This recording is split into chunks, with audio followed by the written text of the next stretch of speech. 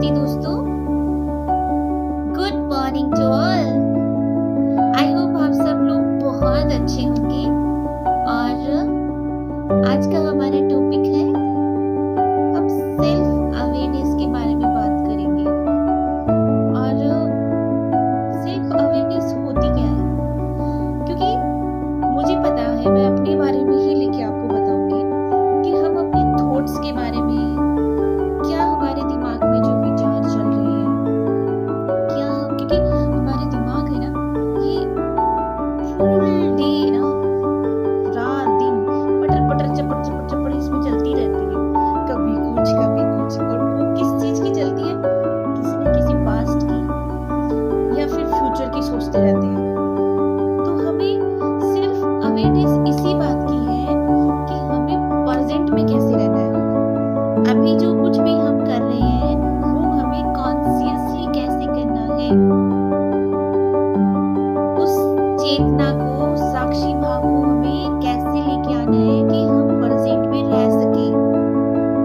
यही है self awareness, और इसके प्रति हमें जागरूक होना है। तो इसके लिए हमें क्या करना होगा? प्रैक्टिस करनी होगी। किस पे करनी होगी? हमारे जो भी थॉट्स हैं, हमारे जो भी इमोशंस आ रहे हैं, उनके बेस पे हम कैसा एक्शन कर रहे हैं, इन चीजों के प्रति हमें कॉन्शियस होना पड़ेगा।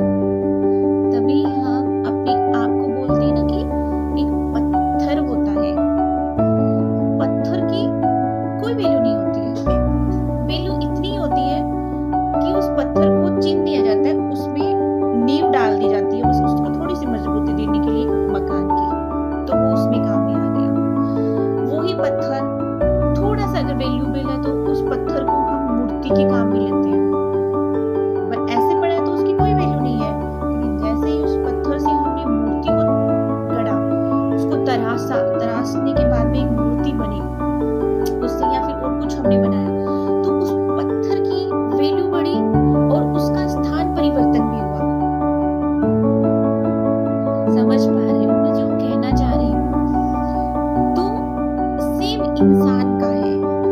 अगर हम एक ही जगह पे एक ही चीज को बार बार प्रोसेस कर रहे हैं, रिजल्ट कुछ नहीं मिल रहा है, तो मतलब हमें खुद को तराशने की जरूरत है, कुछ चेंजेस लाने की जरूरत है, हमें कॉन्शियस होने की जरूरत है कि कहाँ पे क्या गलती हो रही है। हम जब कॉन्शियस होंगे, जब उसके प्रति पूरे स्टेबल होके, अच्छी तरह से जब हम अपने थॉट्स पे ध्यान देंगे, हमारे इमोशंस पे हम ध्यान देंगे, उनके प्रति हम अवेयर होंगे, तभी हम वो चीज कर पाते हैं। जैसे ही वो मूर्ति उस पत्थर से बनी, उसका स्थान चेंज हो गया, परिवर्तन हो गया, वो मंदिर में आ गया, मतलब उसकी वैल्यू बढ़ गई।